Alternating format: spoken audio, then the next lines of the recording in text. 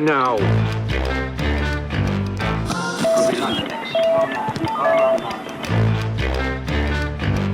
Attention, vous êtes sur écoute.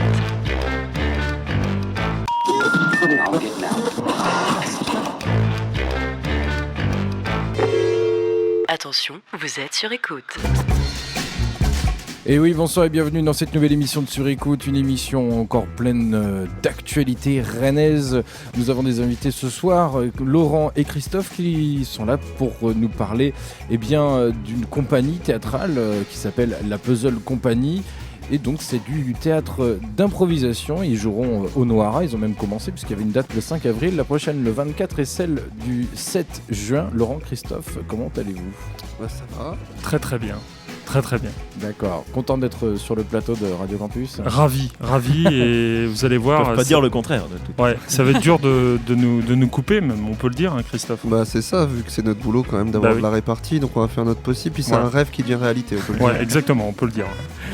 Bon, on parlera donc de théâtre, d'improvisation, vous l'aurez compris, mais pas que. On parlera également de l'exposition Le Grave qui se joue sur deux sites importants de la ville de Rennes en ce qui concerne les expositions, tout ça. Oui, puisque c'est en effet le musée des Beaux-Arts qui est donc qui a fait en fait une exposition avec la galerie Art et Essai.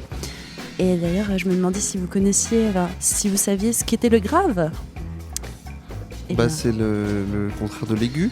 C'est oui. ça, non, Exactement. Non, c'est pas grave si vous ne savez pas ce qu'est le grave. C'est en fait un groupe de recherche d'art visuel qui a été créé en 1960 et qui a duré jusqu'à 1968. Voilà. C'est génial. Moi j'aime bien le Wikipédia aussi. C'est sympa. Oui, mais c'est même pas Wikipédia là. C'est moi. On parlera donc également avec Baptiste de la discrimination dans le sport et dans les écoles, c'est ça ? Oui, c'est un colloque qui a toujours lieu là, dans le bâtiment L de l'université de Rennes 2. Un colloque sur les discriminations, le sport et l'école en question.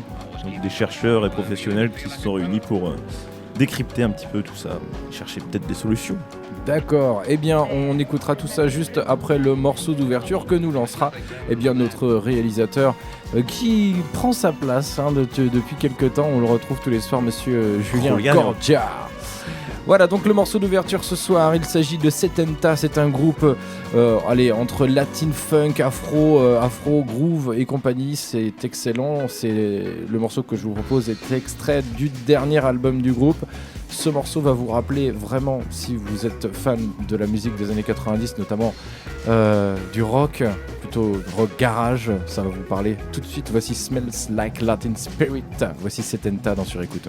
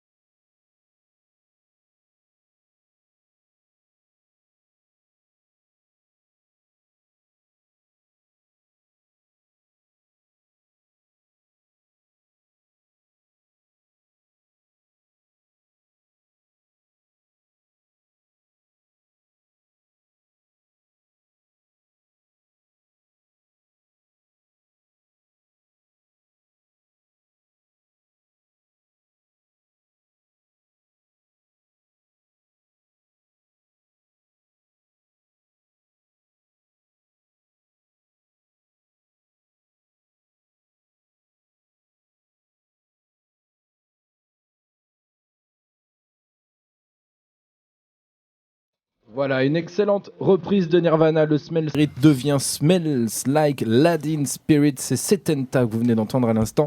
Baptiste, discrimination, sport et école tout de suite. Le colloque, oui, qui a lieu donc, je le disais, dans le bâtiment L de l'Université de Rennes 2 jusqu'à 22h aujourd'hui, qui est organisé par le Master 1 Sport et Sciences Sociales, Administration, Territoire, Intégration, donc qui sont en STAPS, et le laboratoire Violence, Identité, Politique et Sport, qu'on appelle VIPS, et qui analyse donc aujourd'hui avec des chercheurs et des professionnels les discriminations à l'œuvre au sein de l'école et du sport, qui ont l'avantage ou le désavantage au moins, mais de concentrer l'ensemble des individus, ce qui peut donner une idée un peu plus précise de la chose. J'ai donc rencontré Stéphane Eas, qui est donc membre du VIPS, qui m'a un petit peu plus parlé de ce colloque. Je vous propose de l'écouter tout de suite. Ce colloque participe d'une dynamique de laboratoire. Donc le laboratoire, c'est le Violence, Identité, Politique, Sport, VIPS, dirigé par le professeur Dominique Baudin. Et donc nous travaillons avec différentes autres universités, Polytechnique Madrid par exemple, Arras, Le Mans. Et nous avions décidé de focaliser sur la question des violences et plus spécifiquement des discriminations dans le sport. Et donc comme nous travaillons aussi en cheville avec l'école, nous avons voulu associer ça en fait. Vous avez des chercheurs, des professionnels qui connaissent le domaine, qui viennent discuter. Est-ce que le but c'est simplement de discuter ou de trouver peut-être des réponses aux questions qu'on pourrait se poser? La première particularité, j'allais dire, des colloques que nous organisons au VIPS, c'est qu'on associe 3 types d'acteurs. Les scientifiques bien sûr, les politiques et les organisations de type ONG, associations, etc., qui sont très puissantes, surtout dans le domaine sportif. Il s'agit de faire déjà se rencontrer des personnes qui parfois ne se rencontrent jamais, et bien sûr après être capable de confronter, vous avez entendu tout à l'heure, entre la politique qu'une ville veut appliquer pour limiter les discriminations, et puis les résistances à l'interne, les résistances sur le terrain. Donc il faut être capable aussi même comme non-scientifique, d'entendre que la réalité ne se plie pas parfois à la bonne volonté politique. Vous êtes membre du laboratoire Violence, Identité, Politique et Sport, qui organise donc ce colloque avec le Master 1 Sport et Sciences Sociales. Donc cette thématique, c'est un peu votre travail. Pourquoi vous recentrez sur l'école et le sport seulement? Qu'est-ce qui pourrait être évoqué d'autre? C'est déjà beaucoup, le sport, ça concerne énormément de personnes, les écoles, vous imaginez. Donc c'est déjà, à mon sens, déjà très très très large. Non, il faut faire des choix, c'est nos spécialités, nous sommes spécialisés dans le sport, voilà. On a voulu ouvrir à l'école. D'ailleurs, il y a très peu de chercheurs ici en sciences de l'éducation qui ont accepté de venir. C'est pour une histoire d'agenda, je pense, essentiellement, mais non, c'est déjà suffisamment large, à mon avis. On parle beaucoup quand même des violences à l'école. En ce moment, il y a la grosse polémique avec le clip d'Indochine, l'homophobie dans le foot, on en a parlé aussi. Est-ce que, du coup, cette actualité a quand même contribué à organiser ce colloque? Non. On ne réagit pas en tant que scientifique sur l'actualité, heureusement. Malheureusement, on est contacté par vous, les médias, très régulièrement sur des faits d'actualité. Mais nous, ce qui nous intéresse, c'est justement les évolutions en profondeur ou les fréquences, les récurrences des comportements. Jean-François Amadieu, il a plutôt tendance à conclure que la situation est plutôt en train de se dégrader plutôt que de s'améliorer ces 15 dernières années. Ça, c'est très inquiétant. Ça veut dire que malgré toutes les politiques de lutte contre les discriminations, la situation s'empire. En tout cas, c'est son point de vue. Moi, je dirais qu'elle ne s'améliore pas, mais ce n'est pas forcément plus positif non plus. Donc, il faut continuer à marteler, à former aussi les professionnels, les éducateurs, par exemple, les entraîneurs. Et donc, c'est ce que fait très bien ici la compagnie Le Trimaran, qui est dans le sud de la France, Castelnau-Montmiral, qui intervient dans toute la France, dans tous les centres de formation de foot, par exemple à Rennes, à Lorient, partout dans toute la France. Et il y a un vrai travail de formation des éducateurs et des enseignants. Quand on sensibilise les éducateurs au risque de violence par leurs propos, par exemple, sans parler des comportements. Si vous connaissez le sport, vous savez qu'il y a des insultes homophobes ou contre les gros, une grossophobie qui est particulièrement virulente. Et là, il faut être capable de sensibiliser les éducateurs, les arbitres, les entraîneurs, pour qu'ils soient capables de dire à leurs jeunes, stop, là c'est impossible, si tu continues, tu es éjecté de l'équipe, tu es éjecté du club. C'est déjà un gros travail. Ouais, je parlais de l'actu aussi pour en venir à cette question. Est-ce qu'en parler comme ça, rendre tout ça médiatique, ne contribue pas aussi à renforcer ces discriminations et le fait d'en parler empire les choses? J'ose espérer que non, mais il ne faut pas avoir une approche simpliste des choses. C'est-à-dire qu'une personne discriminée peut tout à fait être discriminatoire.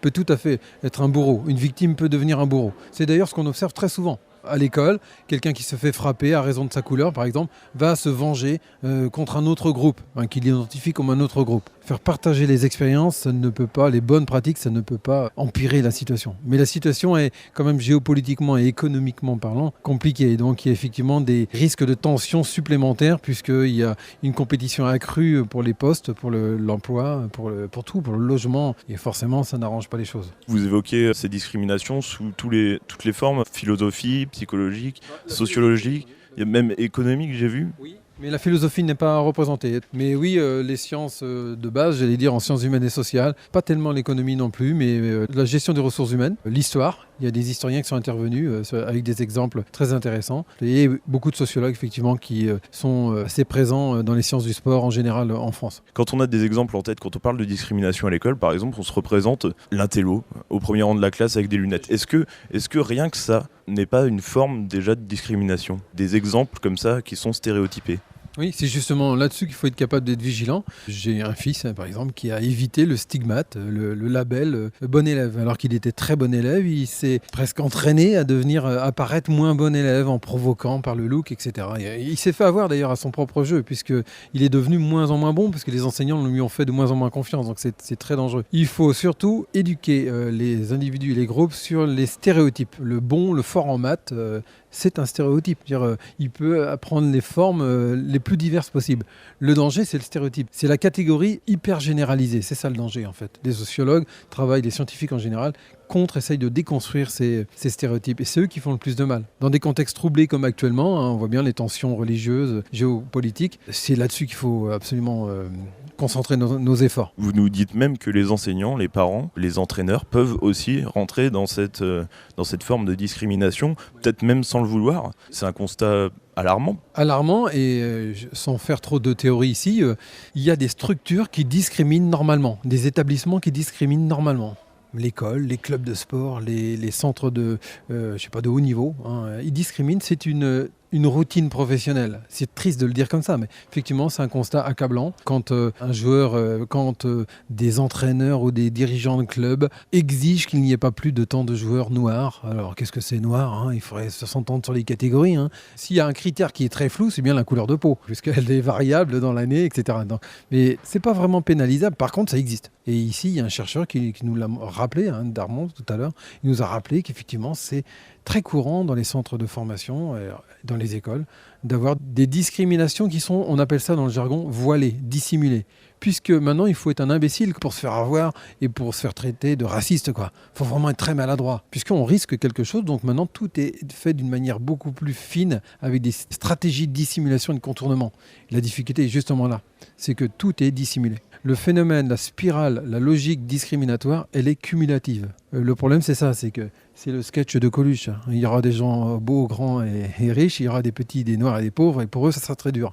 Et donc, malheureusement, cette boutade qui a plus de 30 ans, peut-être 40 même, eh bien, elle perdure. Et malheureusement, il y a des gens, des populations entières qui sont la tête sous l'eau sur des supposés critères, en fait. Puisqu'ils sont de telle couleur, on pense qu'ils sont de quartier et donc qu'ils ne sont pas assidus à l'école ou qu'ils ont, au contraire, dans le sport, des qualités athlétiques extraordinaires. Ça, ce sont des stéréotypes qu'il faut combattre à tous les coups. Donc c'est un problème qui est réellement ancré dans notre société, avec aussi les films, les livres, même dès l'école. On apprend d'abord, avant tout, vous parliez de la couleur de peau, l'esclavage, on apprend aux enfants quand même à connaître cette couleur-là par ce message de l'esclavage. C'est quoi la solution alors ? Si vous avez vu le film qui est repassé à la télé récemment, Amistad, vous voyez que bien sûr ce sont des blancs qui ont fait un commerce, mais que les noirs, les Africains noirs, étaient eux-mêmes raptés par des noirs, par d'autres noirs, par des voisins, par des concurrents. Donc il ne faut pas oublier, il ne faut pas simplifier les choses. L'esclavage, ce n'est pas qu'une histoire de blanc sur du noir, c'est aussi une histoire de noir sur noir. C'est ça qui est intéressant quand on fait des recherches, c'est d'être capable de reprendre la chronologie, de reprendre précisément les faits et d'être capable de déconstruire justement des images qu'on pourrait, de manière abusive, simplifier. Voilà, Stéphane Eas, membre du VIPS pour ce colloque contre les discriminations, le sport et l'école. Enfin non, contre les discriminations au sport et à l'école plutôt, ce serait mieux de dire ça comme ça. Il voulait remercier aussi François Leyondre et Gaël Sampé qui ont organisé ce colloque dans lequel on pouvait retrouver des ateliers tels que genre et homophobie en sport et à l'école ou encore les discriminations ethniques. C'est jusqu'à 22h. Après, ce n'est pas franchement ouvert au public puisque c'est un colloque. Mais c'était très intéressant. pas ouvert sur réservation ? Oui, sur réservation, mais je pense que là c'est un peu tard. Ah oui, là, c'est vrai que... Jusqu'à la fin de la semaine, ce CPU, je crois. C'est pas le CPU là. Ah oui, d'accord. Là c'est pas le CPU. En fait, il y a beaucoup Il y a de beaucoup de colloques colloques en ce sur moment. Rennes 2. Ouais, là. mais je sais pas pourquoi, j'avais l'impression que c'était dans le cas du CPU. Non, le CPU a lieu un petit peu plus loin, mais c'est vrai qu'il y a beaucoup de trucs. Ouais, beaucoup de colloques, hein, Ouais, Rennes 2. c'est fou, hein. Le Rennes, prochain, Ils enlèvent même pas les affiches d'il y a 2 semaines. Ouais, pour nourrir Ouais, le c'est colloque ça. là-dessus. Et oui. Il y a beaucoup de choses qui se passent à Rennes dans le milieu universitaire, alors même que les étudiants commencent à déserter l'endroit. Eh bien, c'est Ils pas sont grave. déjà partis même. Ils sont déjà partis, effectivement. Donc, nos invités, Laurent, Christophe, qui représentent la Puzzle Company, ça vous parle un petit peu, la discrimination, on en parle dans le sport et également, comme on a dit, à l'école. Est-ce que dans les troupes de théâtre, on peut avoir justement ce type de discrimination ? On parlait de troupes amateurs et de troupes professionnelles. C'est discriminant quand on est amateur face à des professionnels ? Moi, je pensais à une autre discrimination déjà dans le théâtre. On l'a souvent affronté, cette discrimination. C'est la discrimination entre les textes, le théâtre de texte, et puis le parent pauvre du théâtre, le théâtre d'improvisation. Et parfois, dans certains milieux de théâtre de texte, on a tendance à considérer l'improvisation comme un peu un sous-art quoi, théâtral. Voilà. Moi, je pense plus à ce genre de discrimination immédiatement. Après, sur le amateur professionnel, bon... Non, puisque c'est un milieu qui se fréquente quand même largement. En professionnel, souvent, on intervient comme formateur de ces groupes-là, on échange. Même les amateurs nourrissent énormément. C'est eux qui occupent la place de l'improvisation théâtrale. C'est eux qui véhiculent les valeurs de l'impro. Nous, on est là pour essayer d'amener une vision différente des choses et puis faire avancer la réflexion, puisque nous, notre travail, c'est aussi d'amener du professionnalisme dans l'impro, donc au moins d'amener une réflexion de fond, de nourrir les amateurs, et puis d'échanger, d'apprendre d'eux aussi. Et au-delà de l'aspect artistique, il y a naturellement tout l'aspect administratif, l'aspect financier. En gros, on peut donner un discriminant peut-être entre les amateurs et les professionnels, c'est que le professionnel est payé sur ses spectacles et en vie, l'amateur non. Donc c'est déjà la première différence. Après, il y a d'excellents amateurs qui ne demandent qu'à devenir pro et à sauter le pas et à changer de métier, Et même, à changer de direction. même les professionnels, peut-être, ont du mal à en vivre aussi de temps en temps. Oui, aussi. Non, mais bien entendu, nombre de spectacles se font. Si on parle d'Avignon, par exemple, on joue finalement gratuitement alors qu'on se désigne comme professionnel du métier. Mais en tout cas, nous, la démarche, c'est une compagnie professionnelle. Forcément, vous déclarez en tout cas les comédiens qui évoluent sur scène. Ils sont payés, voilà. Et puis j'ajouterais que quand on est professionnel, on a sûrement commencé par être amateur. Exactement. Toujours. Ouais. Les histoires communes d'ailleurs à tous les improvisateurs professionnels, c'est que souvent ils viennent, on va dire, du même moule qui sont... Enfin, il y a notamment les ligues d'improvisation amateurs, où le jeu a pu se répandre en France au début des années 80, au courant des années 80, quand les ligues amateurs se sont formées. Et ça a été un peu le creuset des futures vocations professionnelles ensuite, quoi, de personnes qui se retrouvent, qui s'apprécient et qui après entament un travail particulier de recherche, telle compagnie ou telle autre compagnie. D'accord. On fait une courte pause musicale avec un groupe qui a fait parler de lui. C'était lors des dernières transmusicales. C'est Mister, autrement dit MSMR. Le premier single s'appelle Hurricane. Et l'album Second Hand Rapture est sorti le 13 mai. Autrement dit, il y a quoi ? Il y a 3 jours. On se l'écoute, cet extrait MSMR tout de suite dans Sur Écoute.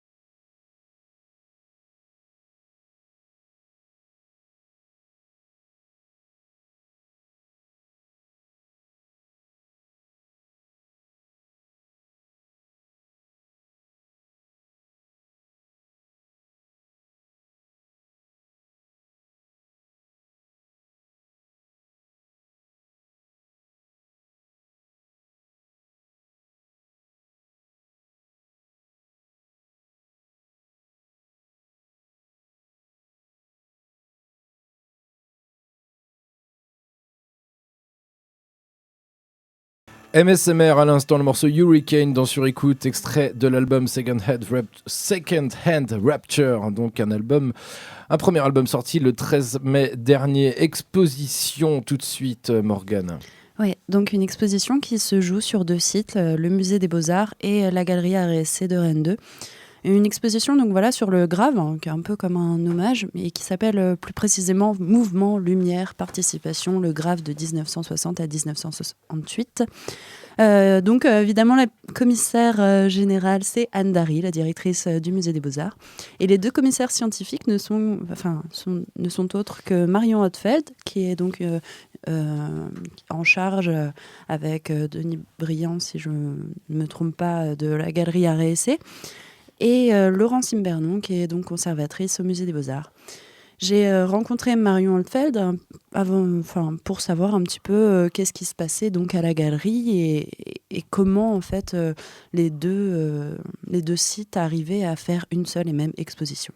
Parlez-moi un peu de cette exposition. En plus, c'est assez sympa. Vous êtes donc en partenariat avec le Musée des Beaux-Arts. Est-ce qu'au final, donc, l'exposition qui va être à la Galerie RSC va être un peu complémentaire ou ça va être 2 choses vraiment très différentes ? Alors, l'exposition du Grave a été dès le début conçue comme un projet commun. Donc, l'exposition est sur les 2 sites, mais c'est une même exposition. Nous nous sommes un peu partagé les tâches. Nous avons eu envie et les possibilités à l'université de travailler plus sur un projet un peu expérimental à partir d'une reconstitution d'un labyrinthe. Alors le labyrinthe était des productions collectives du groupe de recherche d'art visuel qu'ils ont réalisé à partir de 1963. Le premier labyrinthe a été réalisé pour la 3e Biennale de Paris et propose en fait un lieu interactif, immersif, avec différentes situations sensorielles qu'il fallait parcourir. Au sein, il se trouvait des objets manipulables. Donc nous avons à la galerie voulu réfléchir sur des possibilités, des nouvelles technologies numériques notamment, de reconstituer une telle expérience. Non pas reconstruire les murs comme ça a été fait à Dynamo par exemple, où le premier labyrinthe a été reconstitué. Ce labyrinthe d'ailleurs se trouve au musée de Cholet, musée d'art et d'histoire de Cholet, et avec des étudiants de master professionnels, création et multimédia et management, nous avons recréé par des moyens numériques ce labyrinthe. Avant que de parler de l'espace de la galerie, est-ce que vous pouvez peut-être revenir justement sur le fait de qu'est-ce que c'est que le GRAVE ? Alors, le GRAVE est une abréviation de groupe de recherche d'art visuel.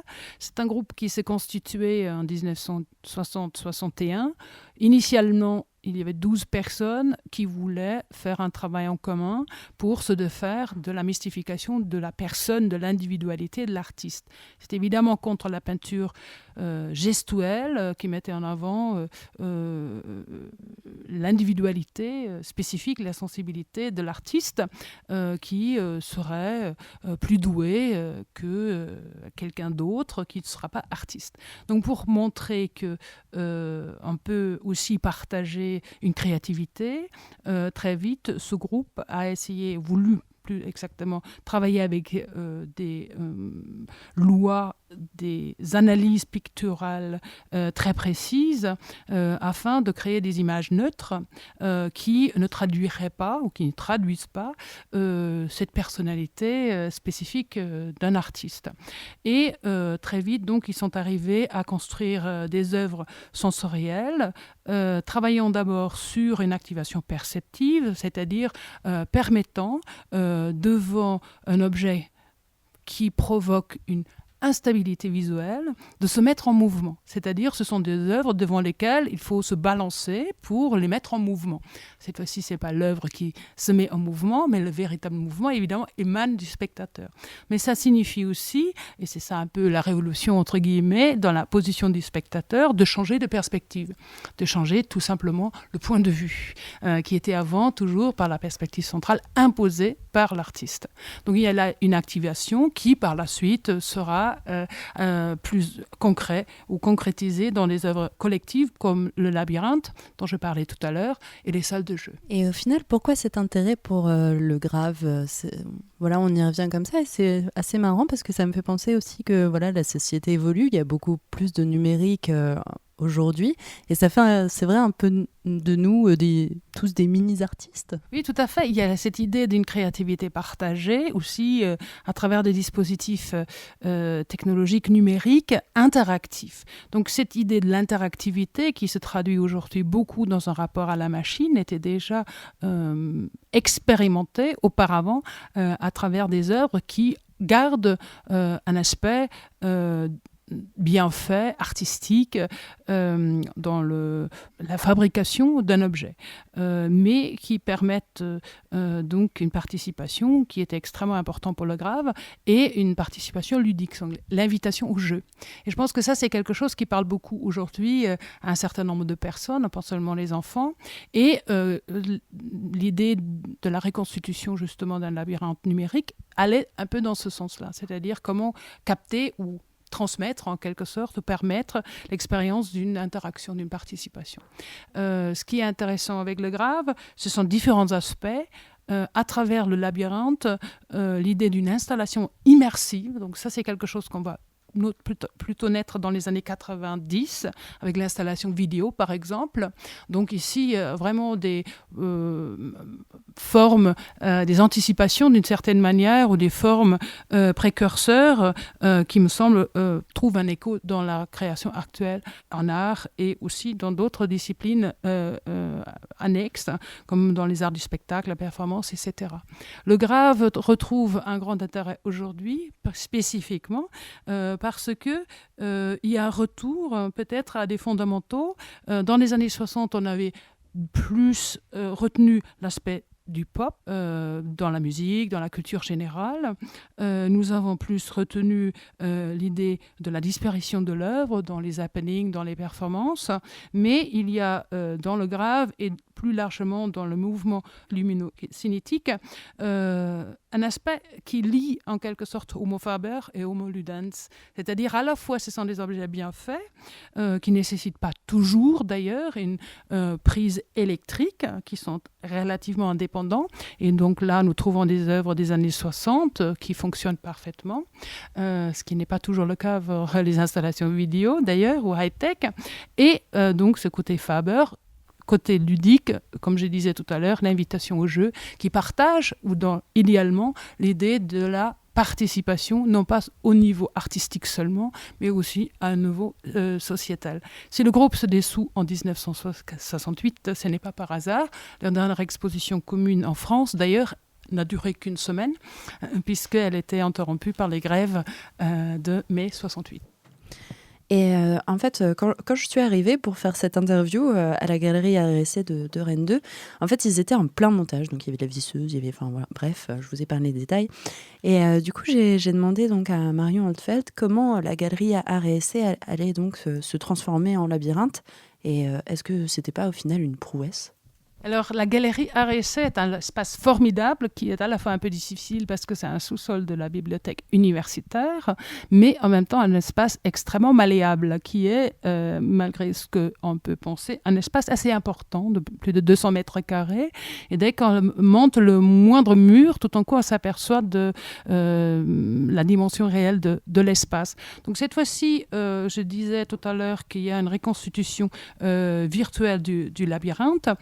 Ce serait l'espace central, en quelque sorte, de la galerie, qui sera couvert par un plan qui est inscrit sur le sol, ou dessiné sur le sol, et qui est en fait le plan du premier labyrinthe. Ensuite, on se promène avec des iPads pour lancer des applications qui permettent l'interaction ou l'interactivité, puisque effectivement, cette fois-ci, il s'agit d'une participation avec la machine ou à travers la machine. Il y aura aussi quelques œuvres réelles, donc une œuvre par artiste, 6 artistes, donc œuvres interactives pour voir un peu comment ils ont réellement fonctionné, dont certaines œuvres qui étaient présentes dans ce premier labyrinthe.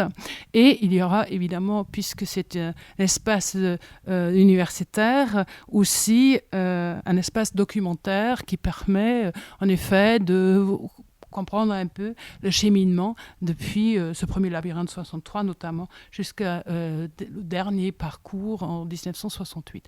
Il y aura une dernière une particularité de cette exposition, c'est que puisque nous sommes dans la réflexion sur la récréation, nous avons invité un chorégraphe et danseur, Mani Mungai, qui propose un film, une vidéo qu'il a faite de sa rencontre avec le labyrinthe reconstitué au musée d'art et d'histoire de Cholet.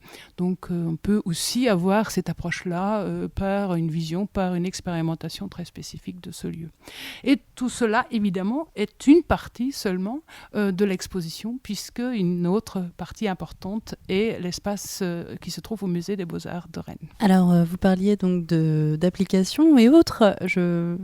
Ça me fait donc penser évidemment au master art numérique. Enfin, je sais qu'il y a quelque chose sur N2. Est-ce que ce sont des applications qui ont été créées rien que pour l'exposition ? Tout à fait. Nous avons travaillé avec les étudiants en Master 2, donc le Master Création et Multimédia, Management Multimédia, qui, dès septembre 2012, ont vu le labyrinthe, ont commencé à le filmer, ont commencé à réfléchir sur les différentes formes de scénarios possibles pour une reconstruction ou plutôt une recréation. Donc c'est à la fois une recréation, une récréation aussi, puisqu'on peut jouer avec les applications, et dans différents workshops avec des personnes maîtrisant bien la programmation de la réalité augmentée. Ils ont développé ces applications pour cette exposition. Donc ça, c'est vraiment extraordinaire. Au final, ce labyrinthe, comment vous le voyez ? Vous le voyez aussi comme un hommage au Grave ou une relecture ? Alors, je pense que c'est réellement une recréation dans la mesure où la plupart des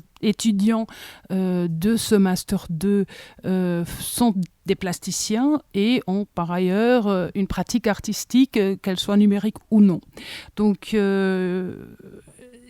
me semblait important de réfléchir en termes de transmission ou de traduction des éléments qui existent, ce qui est évidemment très important pour toute forme de reconstitution historique. Donc cela ne concerne pas seulement le Grave, mais beaucoup d'œuvres éphémères, d'installations éphémères, etc.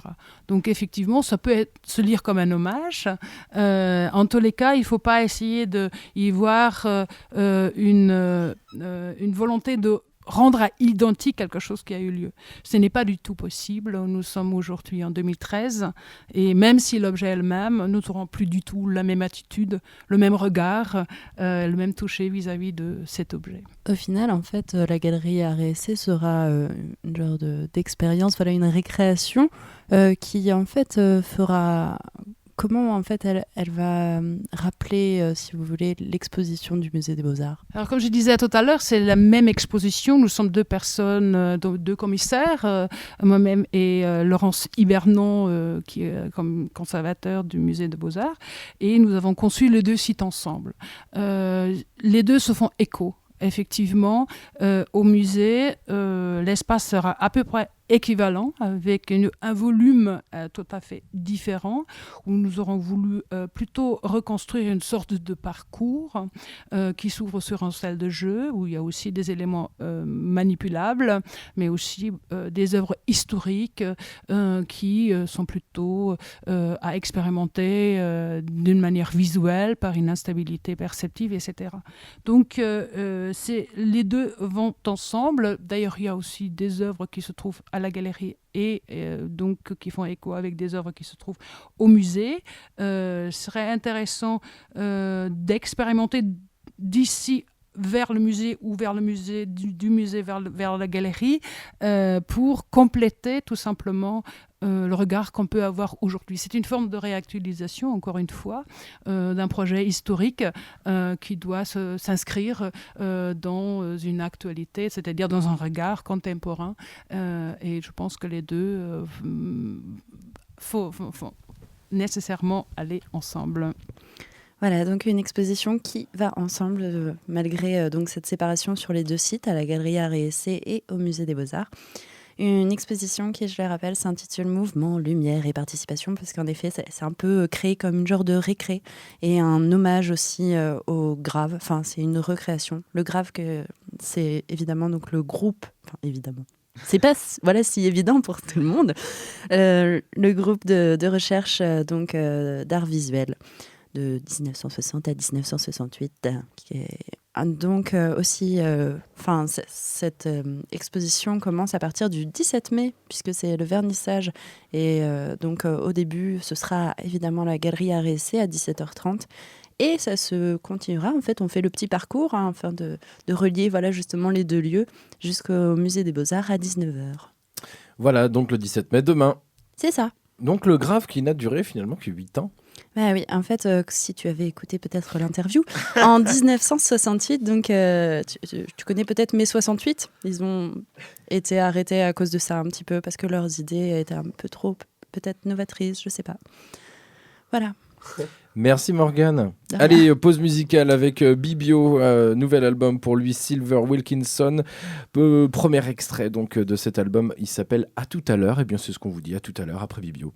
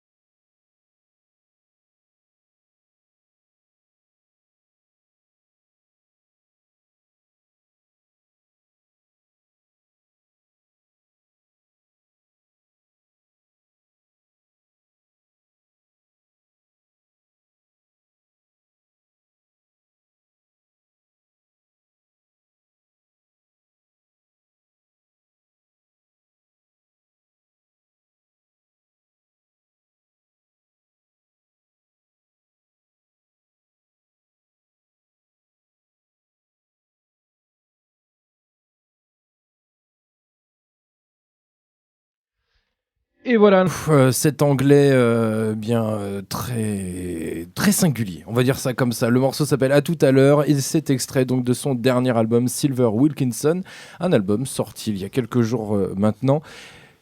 Eh bien, c'est bon, c'est l'heure, hein, Laurent, Christophe, parlons un petit peu de ces fameuses cartes blanches, de votre compagnie, la Puzzle Company, et puis voilà, donc 3 représentations, une passée déjà, celle du 5 avril, on arrive à celle du 24 mai la semaine prochaine, et à posteriori celle du 7 juin, c'est à chaque fois à 20h30, c'est du théâtre d'improvisation de pro.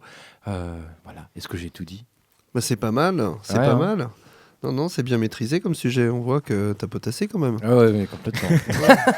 C'est magnifique. Plutôt 2 fois que... Donc 3 spectacles, carte blanche. Donc la Puzzle Company a décidé de laisser une carte blanche à ses comédiens. Donc Laurent Mazet, Marjorie Blériot et Julien Gigot. Marjorie qu'on excuse finalement pour son absence. Elle s'excuse aussi bas qu'elle le peut. Marc Bess, donc qui sera le prochain spectacle qu'on joue vendredi prochain, donc le 24 mai au Noroît, et donc qui est une revisite de Macbeth de Shakespeare, voilà, avec des thèmes du public. Qu'est-ce que elle cause de quoi cette pièce de Shakespeare là ? Alors cette pièce de Shakespeare, donc pour ceux qui connaissent pas encore, je dirais Macbeth c'est un personnage important dans le royaume d'Écosse qui se voit attribuer un peu une promotion. Bon, pour parler le langage moderne, il a un peu une promotion par le roi d'Écosse, par le roi Duncan. Et lui, il voit ça comme une prophétie, puisqu'il y a des sorcières qui viennent le voir, qui apparaissent devant lui, et qui lui prédisent qu'un jour, il deviendra roi d'Écosse. Et en fait, il se dit... cette prédiction, il ne sait pas trop quoi en faire. Il a cette petite promotion, il monte de grade et puis il se demande si il doit pas prendre tout de suite la place. Et il est poussé un petit peu dans son crime ultime qui va être un régicide en fait. Il va tuer le roi Duncan. Il est poussé par Lady Macbeth, son épouse, qui est un petit peu, on peut le dire, pour parler un peu vulgairement, le pouce au cul, quoi. Lui dit écoute, c'est une prédiction, faut y aller, quoi. C'est maintenant le moment de tuer le roi. Et donc il tue le roi, elle lui organise un petit peu ce meurtre, il le tue, elle fait accuser des gardes, c'est ça, dans un premier temps, oui. en les maculant de sang, parce qu'elle les a endormis. Elle a d'abord endormi les gardes du roi, et puis avec le sang de la victime, elle les macule de sang pour qu'eux soient accusés. Et puis ensuite, la deuxième partie de la pièce, Macbeth a des remords. Des remords qui se manifestent d'abord par de simples remords, et puis qui se manifestent après par il sombre dans la folie, quoi, peu à peu. Et Lady Macbeth, pareil, sombre dans la folie, elle n'arrive pas à se laver de son crime finalement, et elle a toujours du sang sur les mains, elle est maculée de sang, et voilà. Et nous, on a un petit peu repris cette trame. Comment rendre ça comique ? Alors voilà, ça c'est une bonne question. Parce que vu l'histoire, voilà quoi. Voilà, comment rendre ça comique ? Alors déjà dire peut-être que le théâtre d'improvisation c'est pas nécessairement toujours comique, mais évidemment qu'on va chercher des éléments de comédie là-dedans. Nous, le moyen qu'on a trouvé, en tout cas pour l'inscrire dans notre temps moderne, c'est de partir de suggestions du public. Par exemple, on va pas trop en dire non plus, on va pas trop dévoiler la mécanique du spectacle, mais il va y avoir des objets imposés, des lieux peut-être imposés par le public, aussi un métier imposé au départ au héros Marc Bess, qui est un héros des temps modernes. Voilà. Tout ce qui est de plus banal. Et si Marc Bess était animateur de radio et qu'il devait tuer le directeur de la radio, comment arriverait-il à ses fins ? Voilà. Et c'est ça le principe. Voilà, en 24 heures, comment il arrivera à ses fins ? Avec quel objet du crime ? Quelle arme du crime ? C'est-à-dire que le public impose... Est-ce que sa femme serait un service civique ? Voilà. Par exemple. Faut pas le dire. Aucune allusion avec les gens autour de cette table. Non, évidemment. Aucune. Voilà. Et par exemple, on pourrait se retrouver avec un Marc Bess, animateur de radio, qui devrait tuer son supérieur hiérarchique avec un élastique. Bon, vous parliez de comique. Là, est-ce que c'est comique ? Est-ce que c'est tragique ? Est-ce qu'on n'est pas entre les deux finalement ? Ouais. Voilà, nous on prend toute la matière que va nous donner le public et on le transforme et on en fait notre histoire. Donc vous avez une trame de fond comme ça ? Voilà. Avec des idées qui pourraient éventuellement sortir, mais tout se décidera sur le moment. On pourrait décider que les prophéties, c'est un auditeur de Radio Campus qui appelle et qui va annoncer à l'animateur qu'il sera le directeur de la radio. Et donc, il y a tout de suite son assistante qui dit « mais il faut y aller ». Voilà, donc le 24 mai, on ne sait pas si Marc Bess sera charcutier, carreleur, on ne sait pas s'il sera animateur de radio, pharmacien, s'il sera à la CAF, à la Caisse d'allocation familiale, s'il travaillera à Rennes Métropole, on ne sait pas. On ne sait pas, ça va être quelqu'un, il va vouloir prendre le pouvoir, et pour ça, ça va être un bain de sang avec des armes peut-être un peu éclectiques et un peu inhabituelles. Et voilà. Voilà, un mélange de Shakespeare et de Scream. Voilà. Et on précise aussi que Macbeth, à la fin, on doit quand même le dire, meurt et paye son crime, le paye cher, il le paye de sa vie. Et on ne sait même pas qui va tuer Macbeth. Et non. Notre Macbeth à nous, notre Macbeth à nous, ce sera le public qui nous dira, on ne sait pas. Voilà. Il me semble que vous voulez rester quand même un peu fidèle justement à Shakespeare et on parlait de théâtre de texte tout à l'heure. Est-ce que par exemple on peut retrouver des phrases qui sont vraiment dans le texte Alors justement, c'est très bien d'en parler parce qu'on prévoit peut-être, sans doute, au gré des prochaines répétitions qu'on va avoir, des défis qu'on va se donner, d'intégrer certains morceaux de texte qui seront imposés dans certaines scènes où on dira tiens, on va devoir... passer par telle réplique fameuse ou telle réplique fameuse. Parce que les acteurs l'ont vu, de toute façon, le texte. Alors oui, nous on l'a lu en détail. Décortiqué. Oui. Le texte original. Ouais, le texte original, on l'a décortiqué. Et du coup, peut-être qu'on va pouvoir se servir de certaines phases, ou en tout cas certaines répliques qui tomberont juste dans le nouvel environnement qu'on aura créé. Voilà, il y a l'idée aussi de pouvoir s'intéresser au texte de Shakespeare. Il y a un gros travail à faire en amont pour savoir quelle est la matière improvisée qu'on peut sortir.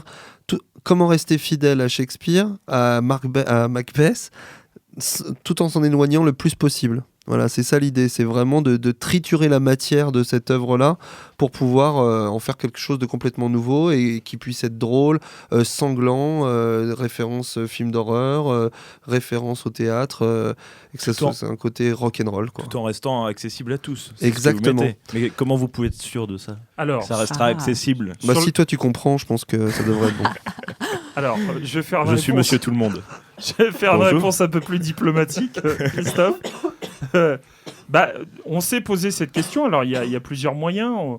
On parle peut-être de distribuer au départ un petit livret qui va résumer en quelques mots, en quelques phrases, en quelques paragraphes l'histoire originale. Comme, voilà, les gens s'installent et ont le temps de découvrir. Donc, il y a vraiment un côté, je ne vais pas être péjoratif quand je dis ça, mais même pédagogique, parce que c'est vrai que le commun des mortels, tout le monde n'a pas lu Macbeth, ça c'est sûr. Et puis après, au cours de l'histoire, le personnage de Macbeth lui racontera certains moments de l'histoire originale et dira nous on va transposer ça en fait.